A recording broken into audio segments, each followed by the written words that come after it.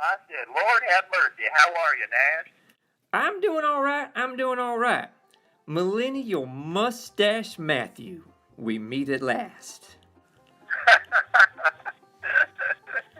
Yes, sir. Yes, sir. So, now that I have you here, I knew if I just live streamed long enough, somehow something would come of this. So here we are. So now, Here we are, brother. are you ready for our MMA match? I'm ready. I've been training. I'm out here in the wilderness. I've been cutting down trees, chopping wood, and climbing trees, doing all that thing, man. I've been training out here, and I'm ready, man. I hear you. I hear you. I hear you.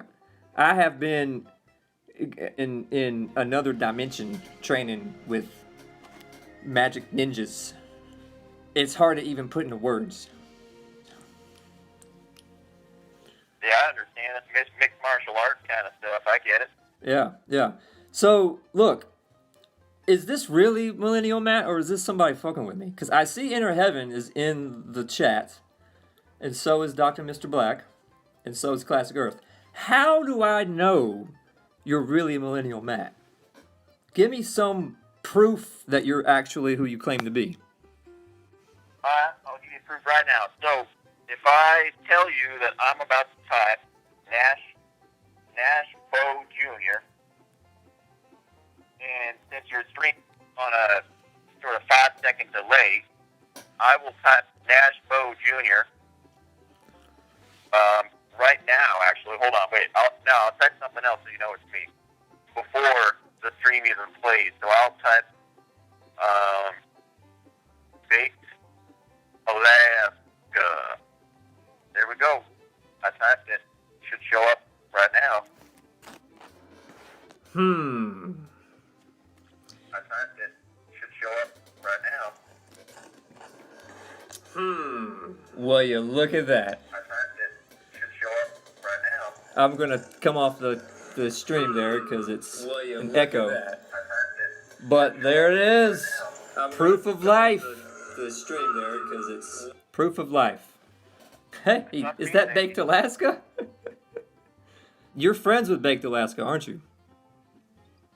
Well, we were friends, but I mean, he stopped being my friend. I don't know why he stopped being my friend. I used to defend him all the time, and even when, he was being stupid, I defended him, and I would say, hey bud, how's everything going? And I'd try to give him a hand.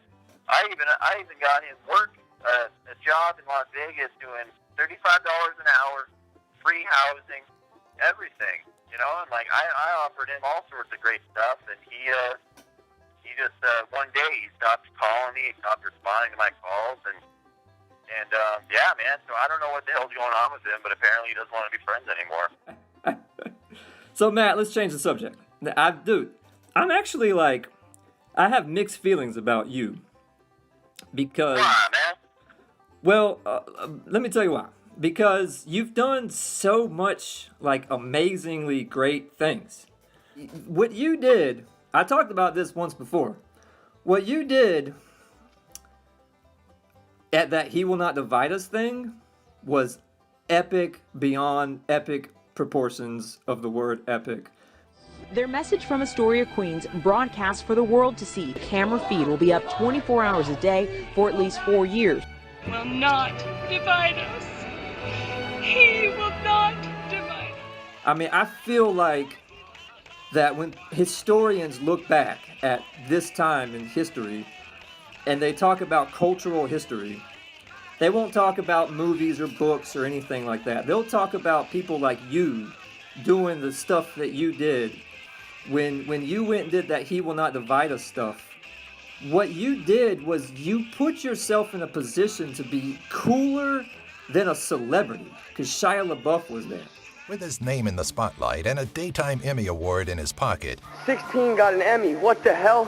It quickly became more than a project a year for the young star, and in 2007, he was presented with the role of a lifetime alongside Optimus Prime and the Autobots in Michael Bay's Transformers. As Hollywood's new young action star, LaBeouf also appeared alongside the great Indiana Jones and went on to continue the Transformers series for 2 additional films. Pretty good, right? What are you waiting for?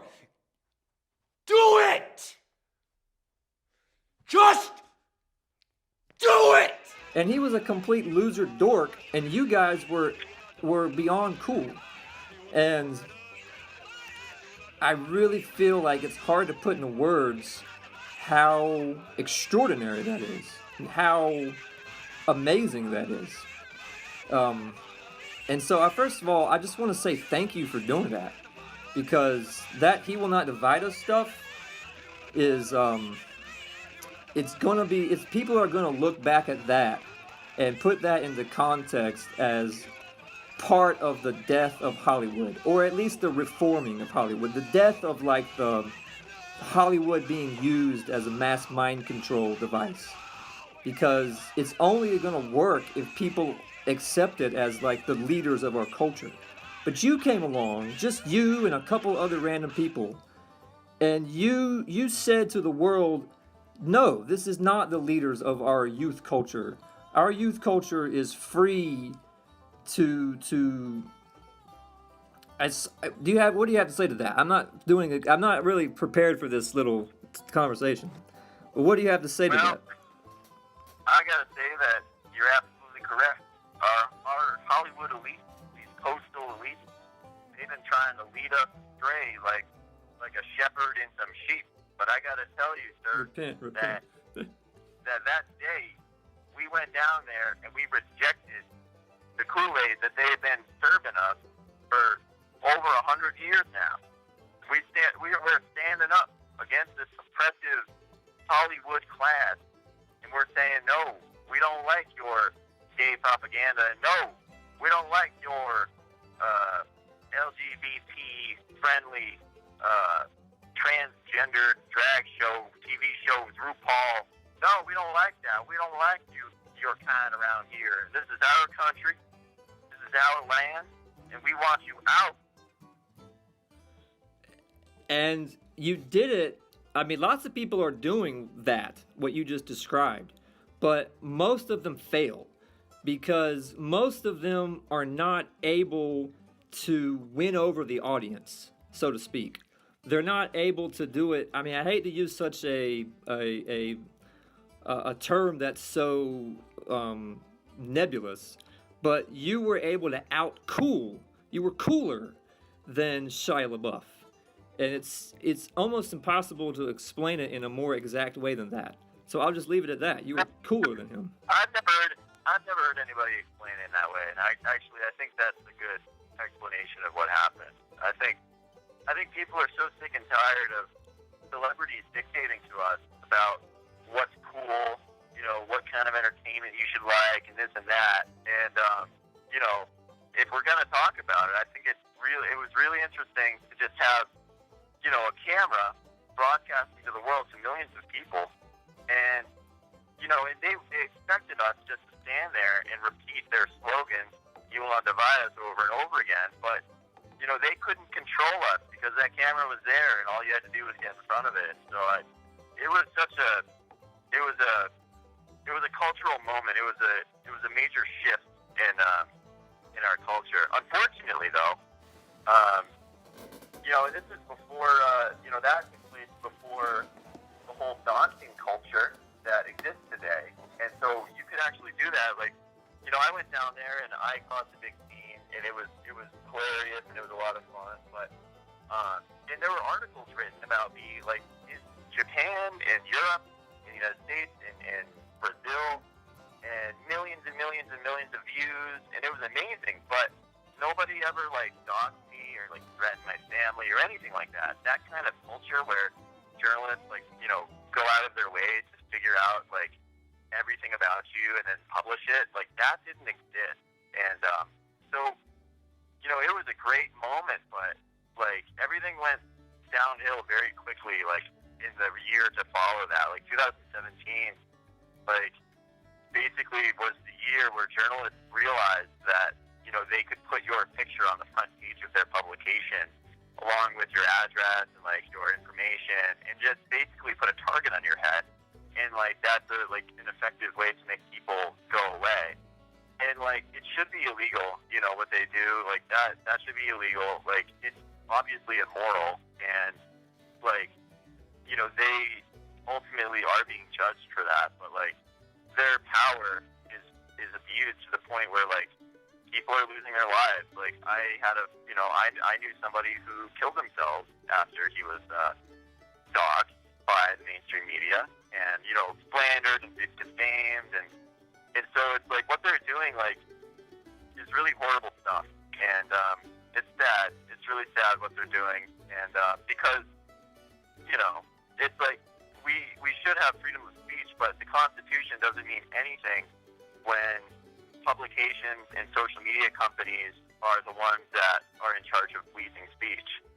So, like, you know, really, like, you know, people, like we like to make fun of, like, Europeans for saying, like, well, you know, you don't have freedom of speech. You know, well, like, we don't have freedom of speech if it's the corporations that are in charge of deciding what is and what isn't allowed to be said. Like, so, like, we're in dark times today, Mr. Nash. I agree. Very well said. So, now that I've told you why I like you, let me tell you what is my criticism of you. Because I have experienced a small little bit of what you're talking about. There are people out there trying to dox me. If you check my channel, I have these confronting videos where I go and I confront Antifa, Black Lives Matter kind of protests. And I do it in I would like to think a very constructive way, but I definitely do it in a way that is disruptive to their agenda. And so they have gone for the throat to dox me, but it's just a small little, I guess you'd call it, cell in North Carolina. But I've had a couple of incidents where I've been on the news and they tried to dox me. ABC tried to dox me, and I've been on college newspapers around the country for an incident on UNC's campus. And so I'm very, very careful about not allowing any of my personal information to be in any way on any of my videos. So you can't dox me by watching any of my videos. But also, I'm very careful about what I say, and I'm very careful not to, say anything that anyone could construe as hate speech or anything like that. And you are such an intelligent person and such a good-hearted person. I just find it to be such a shame that you are forever associated with Adolf Hitler. Paul learned that Shire was particularly triggered by Nazi role-playing, so it became a game to make Nazi references while he was on camera.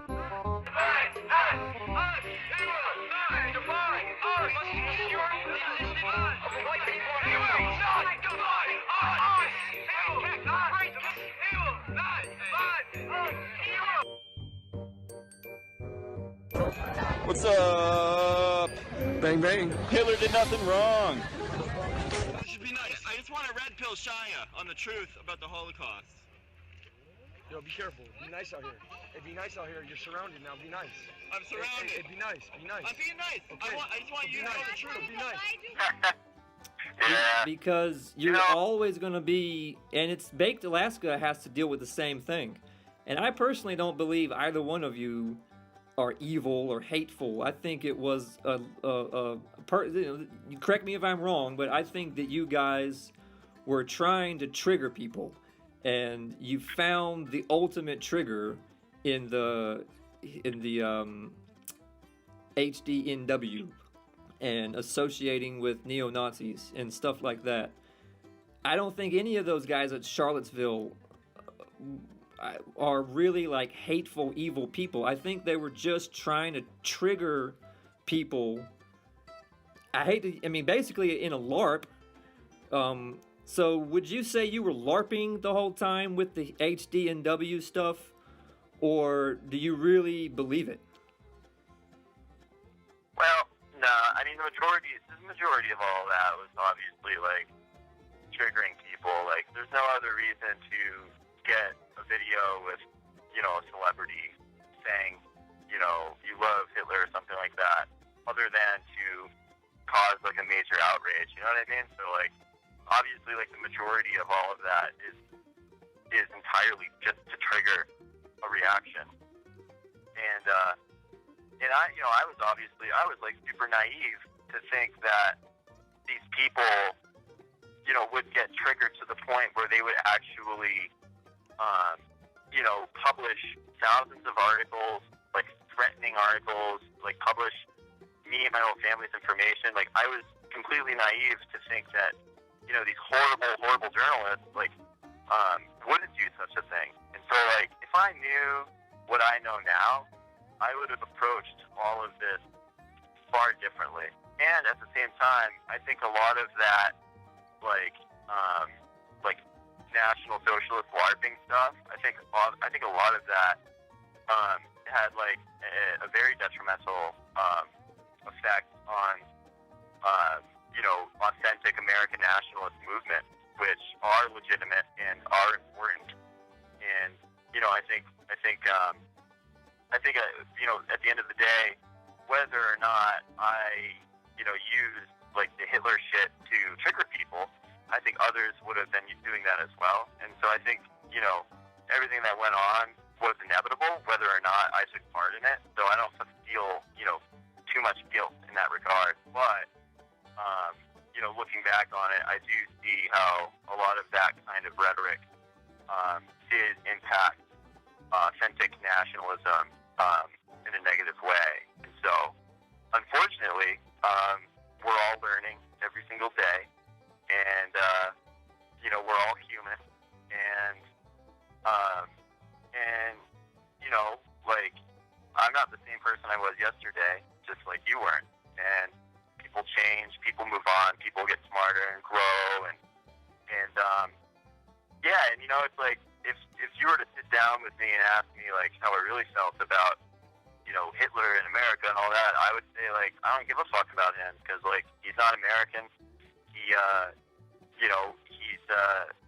has no relevance today with regards to, like, our politics and, like, everything that's going on. So it's like, really it's irrelevant. So it was a major trigger to just say that kind of shit to people, and it was a lot of fun.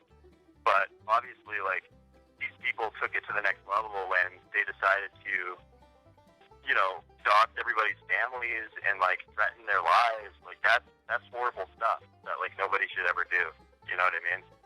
I have dealt with the same kind of people, in Antifa, and a lot of them, many of them, proudly display the hammer and sickle, proudly talk about genociding white people and how it's like a final solution, and proudly glamorize Joseph Stalin. So, do you think there's any salvation for you, through the path of at least using your story to show the double standard? That how can you and Baked Alaska go through a little phase where you were basically LARPing, and yet these other guys on the left, if you want to say that, can do what I would say is the same thing with Joseph Stalin and with hammers and sickles, but do it in a very mean way and do it for years and years and years and years, and it's not just a phase, and yet somehow the mainstream media either completely pretends like it's not going on or says that they were the ones going through a phase and gives them jobs at the New York Times. I mean, do you think the general public will ever get past how triggering what you did is and see the double standard of what the really hardcore, I guess you call them alt-left, gets to get away with the hammer and sickle and the Joseph Stalin and all of that? No, man, I honestly, like, I don't know, man. Like, the way I see it is like this country is moving so far beyond its original intent, you know, with the Constitution and the Declaration of Independence and all of that. You know, like, we are so far beyond who we were that I don't think we even know. You know, I mean, no, like, freedom of speech is an illusion. Freedom itself is a complete illusion. Like, we are not ever going to be back in a place where common sense is common, you know, and like we're never going to go back to a place where like freedom of speech means that you can stand up on a soapbox in the public square and you can say, you know, whatever the heck you want, whether or not, you know, it triggers people, and go home and have, you know, still like, you know, be able to, you know, put food on your table for your family and provide. We're never going to get back to a place like that ever again as a country. You don't think ever again? You don't think? No. So you think that we're basically what's going on right now is essentially permanent? I think what's going on right now is a lot better than what will be going on in the coming years. So I don't have any faith that Donald Trump is going to break up the major internet companies. I don't think he's going to force Twitter, YouTube, Facebook. I don't think he's going to force these companies to adhere to the First Amendment in the Constitution. I don't think Donald Trump is going to fix any of these problems that are plaguing our society. And I think after Donald Trump is out of office, I think that these problems are going to accelerate and it's going to get a lot worse, to the point where people like Elizabeth Warren, you know, who's already calling for imprisoning people based on their political ideology. She said herself that if she became president, she will start prosecuting people who call themselves white nationalists, which I don't call myself a white nationalist. I'm an American nationalist, if that means anything. But, you know, that right there tells you where the left is at. And, like, the pendulum was swinging in our direction, but Donald Trump and his presidency has basically been subverted to the point where, like, you know, on Good Friday, he tweeted out, happy, was it Passover? And he didn't say a word about Good Friday. Like, that just gives you, like, a little example of, like, where his head's at. Like, he doesn't care. He's not going to save us. He's not going to fix your freedom of speech, which is, like, the number one issue. It's more important than immigration. And he's not even going to fix immigration. So, like, we're screwed. This country's screwed. That's the way I see it. And it's unfortunate, but basically, like, you know, what everybody should be doing is just getting some property, getting a good job, finding a wife, having some kids, and having enough money in the bank to be able to move out of the country if things move in that direction. Or if you can not do that, at least just make it up to the upper Midwest. Seems to be the safest place to be. That's kind of where I'm hoping to be in a few years. Well, I mean, I hate to hear you say that, but I only have two responses to that, really. One is that I can't disagree with anything you just said.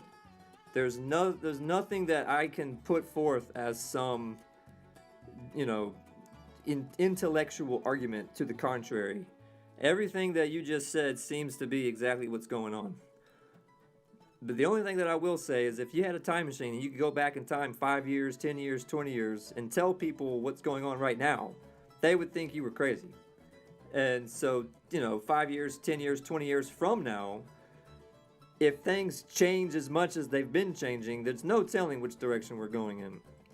I admit that the direction we're headed in what you're saying does seem to make the most sense. But the other reaction I have to that is that it just doesn't feel like America. That when I look back at American history, it feels like such a special thing in human history. And that America just has, if you want to call it good luck, or prosperity or something. I don't know. America just has something going for it that's more than just the Constitution and the Declaration of Independence. And I still feel that. And I feel like if I keep feeling that, and other people keep feeling that, then whatever Donald Trump does or doesn't do, we the people can redirect the ship.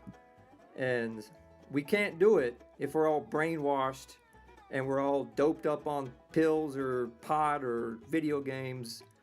But like you said, if we can just, for now, if we can just focus on family and things that make sense to focus on, and in addition to that, I feel if we could also just keep the faith, then there's no telling where that's going to lead. But it's better to keep the faith than to not keep the faith. So even if we go down in flames, at least we can do it in a delusional manner, thinking that all of a sudden something's going to happen to save us, rather than to just embrace it. What do you think about that? Yeah, I mean, I don't want to put that light out, that is still, lit within your soul, but, the way I see it is, like you said, man, like, just,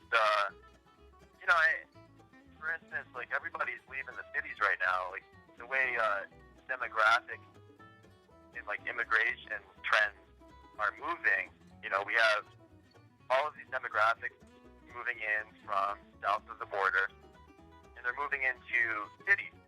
And if you look at, who's leaving the cities, those are, Americans of, European descent, and they're all moving out to the country, right? And so, like, we're already forfeiting our cultural hub of, our nation, our country. Like, we're already saying, like, Boston, New York, Los Angeles, like, these places are lost causes. Like, we're going to move to the country. And so, like, us good people, we leave these cities and we move out to the country where it's quieter, it's more sane, it's more friendly. You can leave your doors unlocked and you don't have to worry about it. There's good gun laws. And everybody goes to church. Like, we're already forfeiting and we're conceding that battle right there. And so, like, that's today. And, in 20 years from now, like, if these trends keep moving in the direction that they've been moving, we're heading to a place where, like, Americans of original European stock are going to be, like, a very small minority. Like, we're going to be, like, 40% of the population. And even our tiny little towns are going to start looking like New York does, demographically. And, like, these people don't care about freedom of speech. They don't care about gun rights. They don't care about the church. They don't care about any of these kinds of things. So, like, that's the trajectory that this country's moving in. And, like, unfortunately, like, if, like, say the economy, like goes through another recession or something like that, I don't see those trends slowing down. I see them accelerating. And I think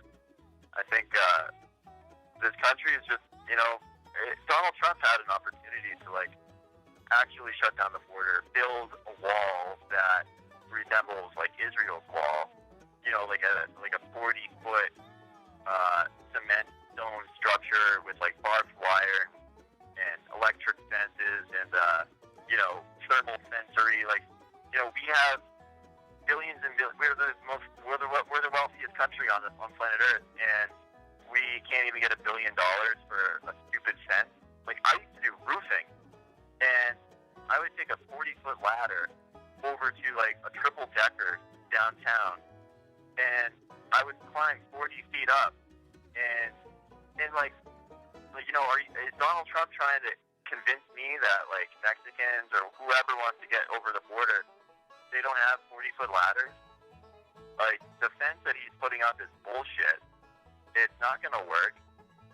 And it's not even about the fence. It's about the people that are here already. We have 30 million illegal immigrants already here. All of their children, these people have children at faster rates than anybody else. Like, all of their children are, through some technicality in our law, like, automatically become citizens, and like these are the kinds of problems that he needs to be addressing, but he's not fixing anything. And if we all, came together and we, voted for Trump and by a miracle got him elected, if that isn't enough to change the most important problems in our country, then, like, what are we supposed to do? How the heck are we supposed to address these issues if we're not even allowed to speak on the internet anymore? I agree with you. I think that if we just keep doing what we're doing right now, then we'll be lucky if what you just described is our future. It could be much, much worse. It could be our future similar to Venezuela, where the cities collapse and they take the whole country down with them. But I mean, I hate to go like Alex Jones on you, but I did just put Red Pill Ken up on the screen. Did you ever meet him by any chance? No, I never met him, but I've seen him everywhere. That guy's awesome. He's gone like hardcore QAnon, which is kind of weird, but his energy, man, he was out off the charts. That energy, that humanity, that spirit. I mean, I just can't believe that we're really done for and that we're just going to become some Mad Max hellscape. Like, I believe that we're at a crossroads, and if one direction on that crossroads is what you described or worse, something like Venezuela, and that will, if we go down that road, it will almost certainly eventually lead to something like China with really hardcore tyranny. But then the other path is the path of flying saucers and the cure for cancer and the cure for AIDS. Like, I really believe that we can't even imagine what secrets are being kept from us. And if that bubble can just be popped, if that Hogwarts world of secret crap behind closed doors can ever be genuinely exposed, then what's back there could save us. And I don't want to go down in flames. I don't want to become Venezuela. I don't want to become what you just described. I don't want to run off into the country and hide from the problems. And I definitely don't want to be in tyranny. And I see it like the only thing I can do to save the future for myself and for everyone is to pop that bubble and get whatever secret crap they're keeping from us back there. And to hope that whatever it is, it's so amazing that it can take us to the stars. That it can take us to something that could fix all these problems. I agree with you. Like, I wish that we could do that, but like you said,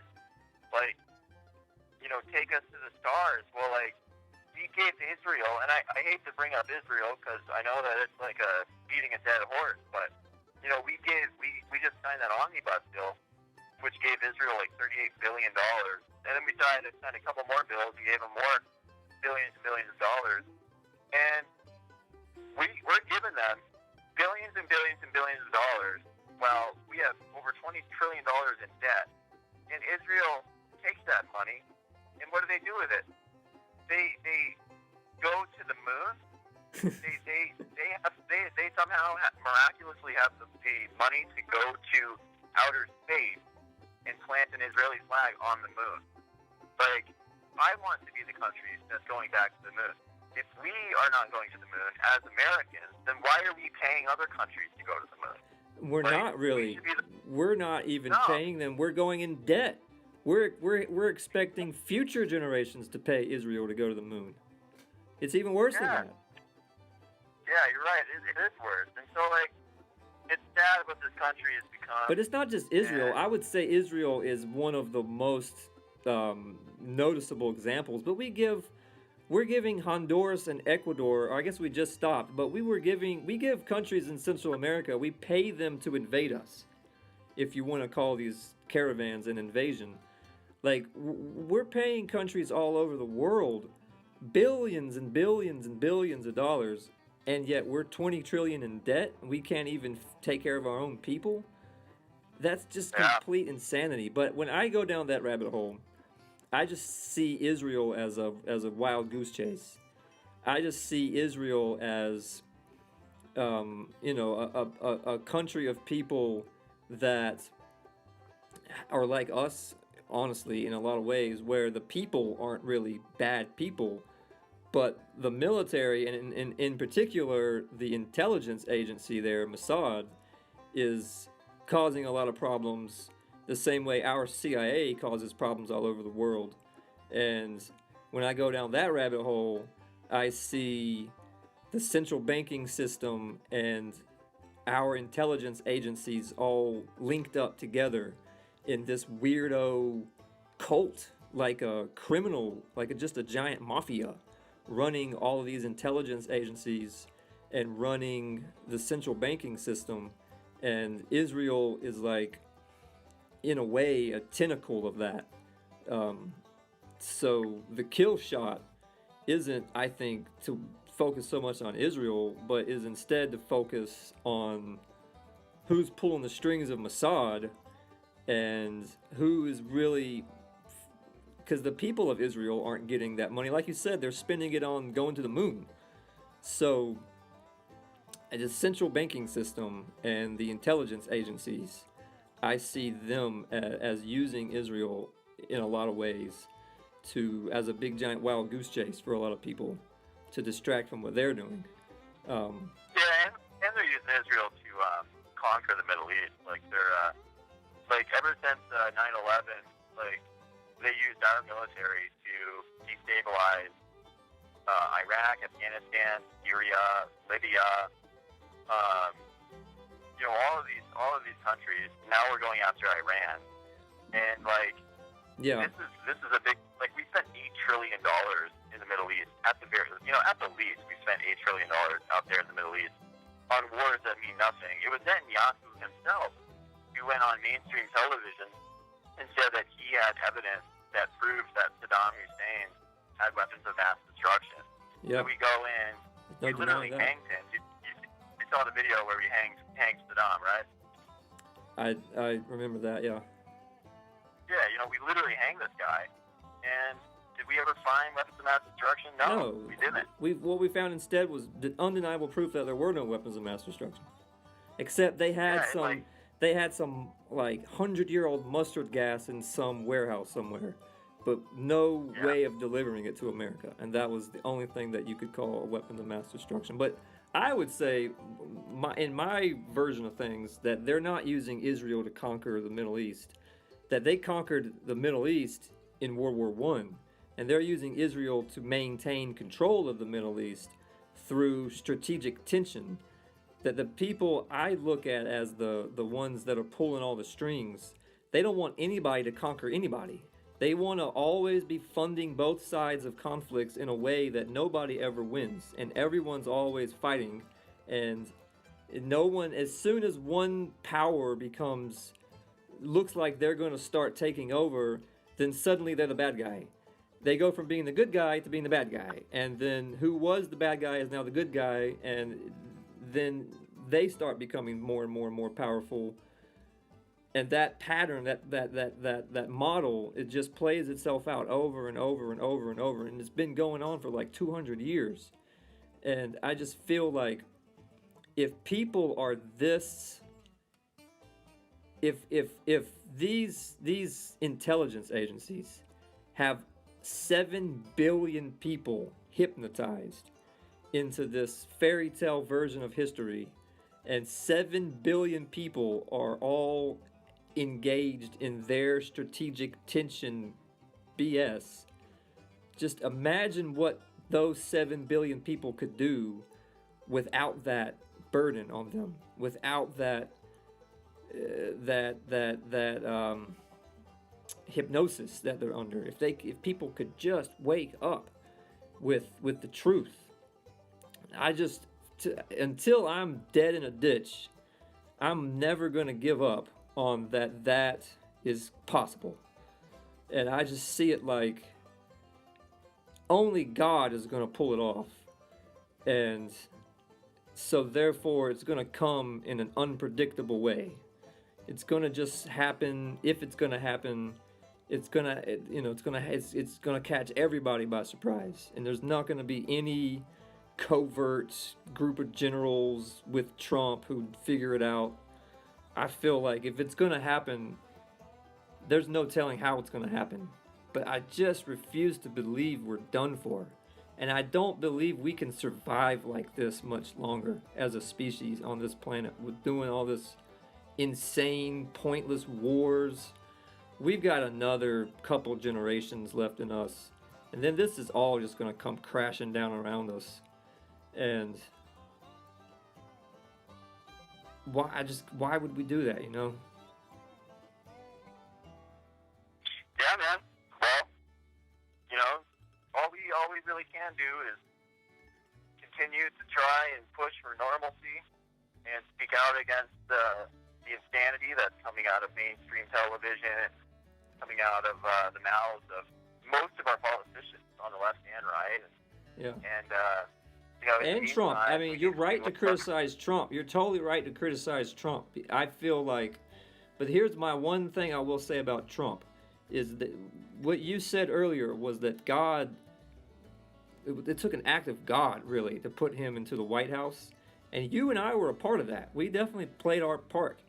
And I just can't think God would be wrong. If God chose him to go into the White House, it had to have been for a reason. And so I criticize Trump on a very regular basis, but I always leave the door open for salvation, like Darth Vader, where no matter how far into the realm of the dark side he went, he was still Anakin, and he still saved the day at the end. Because in my humble opinion, this crap coming from Disney doesn't exist. I haven't seen these new movies. As far as I'm concerned, it ended with Return of the Jedi, and it ended with Darth Vader coming to salvation. That's kind of what Trump has become. He's become Darth Trump. And at some point, do you think he's ever gonna sacrifice himself for the greater good? I don't know, man. Obviously, I hope. I hope, and I guess I'll always have hope, but, you know, at this point, like, when you just look at, you know, when you take, it's kind of like Baked Alaska, right? Like, I was one of Baked Alaska's friends that stood by him through all of the shit, through all of the stupid shit he said, and all the, you know, all of the crap that he, you know, did, and all of the fights that he, like, started. Like, I stood by him, and, you know, he eventually, like, basically discarded our friendship, you know, for whatever reason. You know, he never told me why.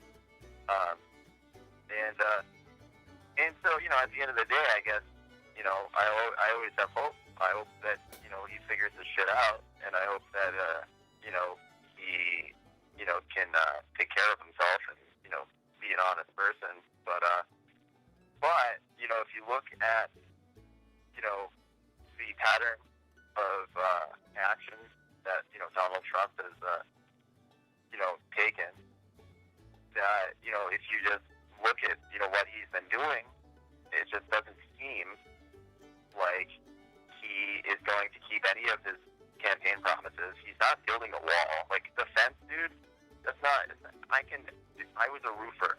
You need a ladder to get over that fence. That's it. Yeah, I agree. He's not doing that. He's not building a fence. He's not going to end abortion. He's not going to, I mean, he's already passing gun laws. Like, he passed the pump stock law, allowed that to go through. Like, he's not keeping his promises. He hasn't done anything. Like, all he's done is, like, given, like, tax cuts, like, minor tax cuts to what, like, corporations and shit. Like, thanks a lot. Like, if I wanted tax cuts, I would have voted for Jeb Bush. You know? Like, we didn't vote for him for that shit. We voted for Trump to fix immigration, to build a wall, to stop abortion, and to, you know, bring a sense of patriotism back to this dying country. Like how many people are dying from drugs every single day in this country? Like, why are we still in the Middle East? Why are we bombing Syria? You know, like, why are we still doing all of these things that Donald Trump said that we wouldn't be doing if we got him into office? It's just sad that, like, somebody that you... It's just sad that, like, somebody that you put all your faith in literally turns around and does the opposite. And so I guess I'll always have hope, but at the end of the day, like, I'm preparing for the worst. Hope for the best, prepare for the worst. That's very good advice. Be prepared for the best. No, wait. Be prepared for the worst and expect the best. Yeah. Well, hope for the best, prepare for the worst, man. Yeah. Well, we could just go round and round on this. We're just going to have to agree to sort of disagree. We're not really disagreeing. We just seem to have a different tone to what we're saying. Yeah. But we're basically saying the same thing. You and I seem to believe the same thing. And yeah. But there's only one other person that I want your opinion on. And what do you think about the idea that we are going to one day see the second coming of Jesus Christ?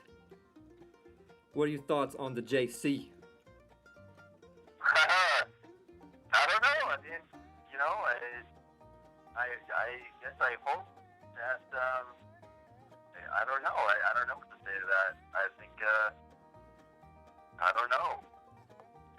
I don't know how to respond because, you know, it's like, look at how the world treated Jesus Christ the first time. They, you know, well, you know, our greatest ally, our friends in the synagogue, they completely rejected him. And they hung him up and they killed him. And, you know, if he came back today, do you think the world would treat him the way he should be treated, or do you think that this world that we have built for ourselves would reject him? Well, I think that the world would reject him for the most part if he came back today. I don't think the world is ready. I think, if you're asking for my personal opinion, I think that the world's got to kind of hit rock bottom, and we're not quite there yet. And I just hope that rock bottom is not Mad Max level terrible. But, I mean, the only reason I bring it up is because the story of Revelation is a story of horrible things happening. It gets bad, and then it gets worse, and then it gets worse, and then it gets pretty unspeakably bad. But then it's also a story that has an unbelievably happy ending, because it's like anime cartoons. I was watching Naruto earlier today, and Revelation is kind of a lot like that. The hero of the story just gets his butt kicked, and his butt kicked, and his butt kicked until he hits rock bottom. And then the music changes, and it becomes all epic. And the hero digs deep, and there's that last stand, and the hero kicks the villain's ass and saves the day. I mean, Revelation is kind of a lot like that. And then after that is what is described basically as heaven on earth. And a monarchy, and a completely new everything. And I choose to believe that we're going to have a happy ending, but that we're going to have to go through some horrible stuff first. And I totally recognize that that doesn't make any sense at all. That the world is not an anime cartoon, and that maybe I'm just being a naive idiot. But as of right now, in 2019, it's pretty awesome to be a naive idiot. It's not steered me wrong so far. And so I just believe in the happy ending. But I believe, like you said, if it were to happen right now, we're not beat up yet enough. The hero of the story has to get just totally beat the fuck up first. And then the music changes and everything changes. But like I said, that's just me. I just watch you steal Tim Pool's hat. I'm putting little clips of you up right now. Did he ever get his hat back? Yes, he did. He got did. it right back. He did. See, you're not a bad guy. And this has been an honor to speak to you. And it really has been. And I just hope I don't regret this. I hope that Antifa doesn't say I'm a Nazi because I talked to you. So I just want to take this opportunity to disavow Nazi stuff and you're bad and how dare you and all that stuff. Typical shit everyone's got to do. So I'm talking to you. Even though I bet you there's a lot of people in this world who would tell me not to. And why? You're a great guy. I mean, like, everything I've ever known about you, I'd put you in the same category as like a Sam Hyde kind of person. But just like a really intelligent, well-spoken, I guess comedian, that got into a LARP, into like a competition with people to see who can be the most outrageous. And you won that competition with the whole, HD and W thing. But it's like, I just see it for what it is. To me, it just is like so blatantly obvious that it was always just a competition to see who could be the most outrageous. And that's all it ever was. So I don't in any way regret this conversation. Yeah, well, everything's pretty much died down. I'm not on the internet all that much anymore. Like I said, I'm going to church and trying to start a family, buy a house, I've got a good job, and so, it's gotten to the point where I've been kicked off of every social media website that there is, and so I don't really have the means to be able to continue to speak out to the world in any sort of manner. So unfortunately, I'm passing the torch. I'm passing the tiki torch off to whoever else wants to take that burden up. But well, I tell you what, would you do me the honor of passing me the torch? I'm gonna pull all of the swastika stickers. I'm gonna pull off of the damn torch, but I'll take the torch itself if you'll pass it to me. All right, Nash County Bo, sir, I'm passing you the good old torch of freedom of speech and freedom and patriotism and nationalism and American spirit. I'm passing that torch on to you, sir, and I'm hoping you take this torch and you carry it all the way to the White House, and that you can do something with it. You can do more than I could with it, because this torch is still lit, boy. This torch is not going out, and my legs are tired, boy. So I need to pass this torch on to you. Till my dying breath, I will run with that torch, and then until I can run no further, and then I will crawl with that torch until I either reach the finish line or find someone worthy to take the torch from me. It is an honor to take the torch from you. Well, I gotta get going. I gotta get some dinner and stuff. But I'll save your number and I'll give you a call some other time. I've been I'm not really on the internet all that much anymore. But I I follow along with everything that's going on. You know what I mean? And I keep my eyes on everything, and so I've been watching your streams every now and then, and I watch your videos, man. You're funny. And so yeah, and like I follow your Twitter. Like I don't have a Twitter, but I look up everybody up every once in a while and shit. So you're a funny guy, and so yeah, man, just keep everything going, and don't make the same mistakes I made. But that video you did with the candle was hilarious, and just keep it up, man. Everybody needs to practice their freedom of speech before we lose it, and entirely, because we're almost there. So yeah, it's been good talking to you, man. I hope everything's going well. Hope you have a nice Easter tomorrow as well. Will, I'll do my best. I hope you do too. It's been an honor to speak to you. You're a very well-spoken guy. I officially forgive you for the Nazi LARPing crap, and I hope you have a wonderful night. I appreciate it, man. We'll talk soon, all right? Yeah, absolutely. All right, brother. All right. Bye. All right, man. Well, good to hear from you, boy. We'll talk soon. Absolutely, absolutely. We will make America great again. I love you.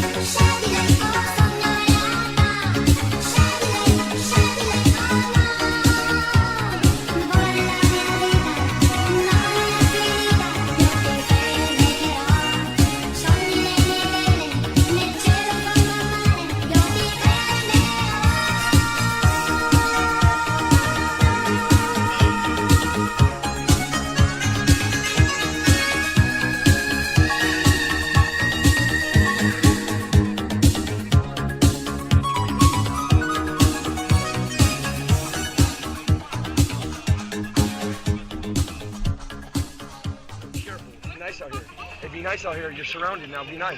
I'm surrounded. Hey, be nice. Be nice. I'm being nice. Okay. I just want you to know the truth. Be nice. We don't want to know. Here's my thing.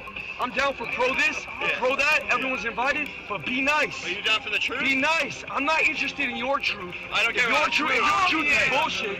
Be nice. Do You're you gonna start talking about the Holocaust. Do you know? You gotta understand something, bro. What? Be careful, bro. Be nice, bro. Be nice, bro. He will not divide us. He will not divide us. He will not divide us. He will not divide us. He will not divide us. He will not divide us. He will not divide us. He will not divide us. He will not divide us. He will not divide us. He will not divide us. He will not divide us. He will not divide us.